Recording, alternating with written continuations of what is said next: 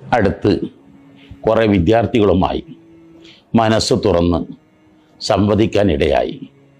പല പല ചോദ്യങ്ങളായിരുന്നു പലർക്കും ഉണ്ടായിരുന്നത്. അതിൽ ഒരു വിദ്യാർത്ഥിയുടെ ചോദ്യമാണ്, ഞാൻ റെഗുലർ കോളേജിലെ വിദ്യാർത്ഥിയാണ്.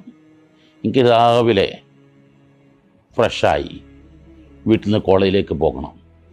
ഒരു 6-7 മണിക്ക് പുറപ്പെടണം. കോളേജിൽ നിന്ന് വീട്ടിലേക്ക് തിരിച്ചെത്തുമ്പോൾ വൈകിട്ട് 6 മണി 7 മണിയാവും. ഞാൻ ക്ഷീണിച്ച് തളർന്നിരിക്കും.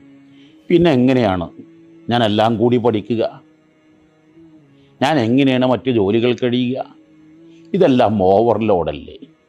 ഇതെല്ലാം അപ്രായോഗികമല്ലേ?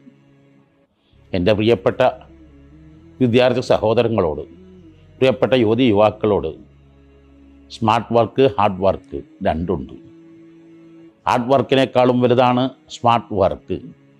ഒരു വിദ്യാർത്ഥി